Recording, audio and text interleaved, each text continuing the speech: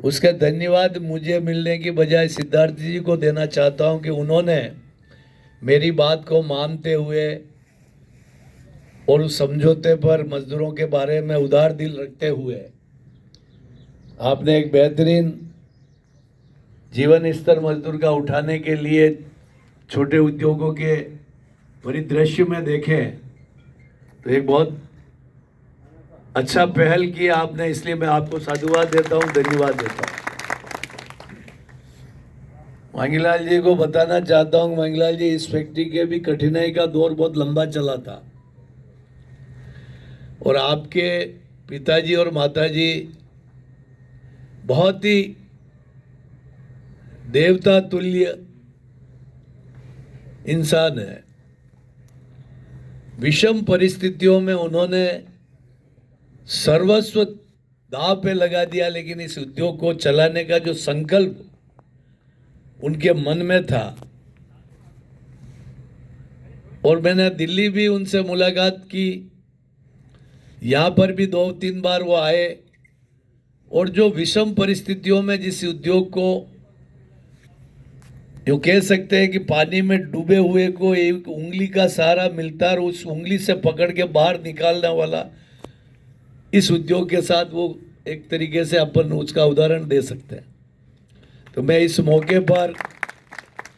सूद साहब के उत्तम स्वास्थ्य की कामना करता हूं। मुझे बड़ी खुशी हुई कि अभी पिछले दिनों सिद्धार्थ जी ने, सूद साहब यहाँ आए थे, मुझे पता लगा, बताया कि माताजी और दोनों आए थे, तो मैंने नाराजगी व्यक्त की सिद्धार्थ जी से, मैं क्यों, मेरे को भी उनसे मिलवाना चाहिए था। तो आपने मेरे से फ़ोन पे बात करवाई, और जब मैंने फ़ोन पे बात की उनसे, तो मैंने जो उनके बीमारी के बाद जो वापस उनका जो आत्मविश्वास देखा, इस उम्र में एक बहुत बड़ी बीमारी कैंसर जैसी को पराजित करके वो वापस जो इस मुकाम पर आए, उसमें लोगों की दुआएं हैं। दवा तो काम करती, लेकिन दुआएं काम करती, और वो दुआएं क्या काम आई कि ये इस फैक्ट्री के मार्फत 100-200 आदमियों को जो प्रत्यक्ष अप्रत्यक्ष घर का चूल्हा जलाने की जो आपका जो रोजगार देने का जो काम उन्होंने पुण्य किया, और उसकी वजह से एक घर में 5 लोग पलते हैं, तो 200 जगह अगर है तो 1000 लोगों का रोजी रोटी चलती है, तो 1000 चूल्हे जलाने का जो काम किया वो उनको दुआएं मिली, और इस दुआओं से उन्होंने उस ऐसी बीमारी को परास्त करके वो वापस स्वस्थ हुए। तो मैं उनके लिए बहुत स्वस्थ रहे, मस्त रहे और दीर्घायु हो, शतायु हो, ऐसी कामना करता हूँ। मैं हमेशा कहता हूँ कि उद्योग सबसे पहले है, उद्योग है तो मजदूर है, और मजदूर है तो यूनियन है, और यूनियन है तो नेता है। हमारी पहली सीढ़ी उद्योग है, जिसके बाद ये सब चीज़ें संभव होती है। उद्योग होता है तो मजदूर भर्ती होता है, मजदूर भर्ती होता है तो यूनियन बनती है, यूनियन बनती है तो नेता बनता है। तो हमें उद्योग को मजबूत करके ही संगठन चला सकते हैं, और संगठन चलाने के लिए सही नेतृत्व की जरूरत होती है। तो ऐसी विषम परिस्थितियों में साधना फॉस्फेट जब बुरी हालत के दौर में, जब हमारा पीएफ का पैसा समय पे नहीं जमा करा पाते थे, मजदूरों को तनख्वाह एक महीने लेट मिलती थी, तो मजदूरों के और मैनेजमेंट के बीच में एक परस्पर इतना सोच और समझ स्थापित करने की भूमिका मुझे निभानी पड़ी, क्योंकि मेरा दायित्व है कि हम जहां पर भी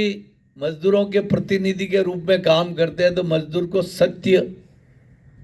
बात बतानी चाहिए उसको, और उसको कड़वा सत्य भी बोलना चाहिए।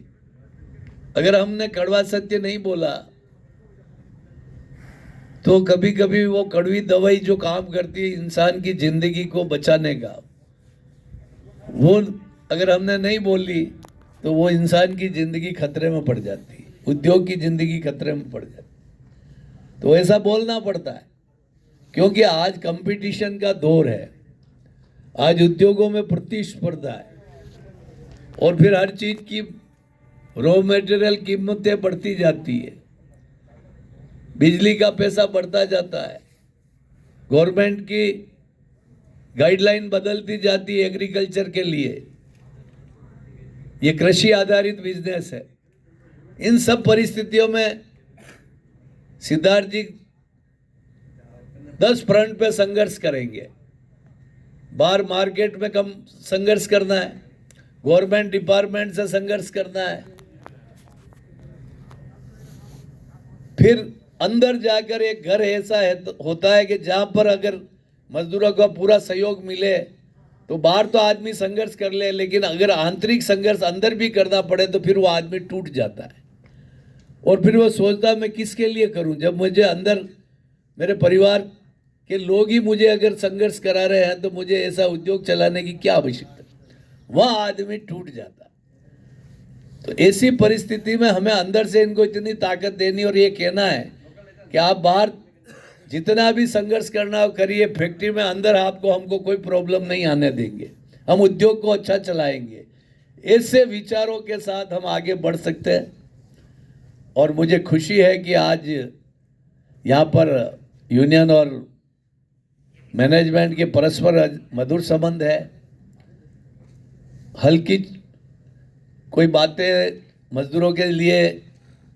कोई समस्या के लिए हल्की फुल्की कोई बात आती है और वो तो आती रहेगी, उद्योग है जब तक मांग भी आएगी, मजदूरों की बात भी रखनी पड़ेगी। मजदूर हमसे अपेक्षा करते हैं कि हमारे सामने जब वो आते हैं तो हमें बताते हैं, तो हमें आपको बताना ही पड़ेगा, आपके मैनेजमेंट को बताना पड़ेगा। लेकिन हम टेबल टॉक पे मजदूर की भावना को आप तक पहुंचाकर हमारे कार्यकर्ता के मार्फत आपको पहुंचाएंगे। आप उनके द्वारा बैठ के समाधान करते आए हैं और कोई समस्या आपके उनके बैठने के बाद भी समाधान नहीं होती है तो उसमें मुझे बुलाया जाता है और मैं आपके बीच में आता हूं। और मुझे खुशी है कि दोनों ही पक्ष मेरी बात को सुनकर स्वीकार करके निर्णय को स्वीकार करते हैं। तो ऐसा पारिवारिक वातावरण में हमारा उद्योग चल रहा है। मैं हमेशा कहता हूं कि हम उद्योग को मंदिर समझ के हम अंदर जाएं। दरवाजे पे हम घुसते समय नमन करें कि ये हमारा वो मंदिर है जो हमारी घर की सुख शांति समृद्धि भोजन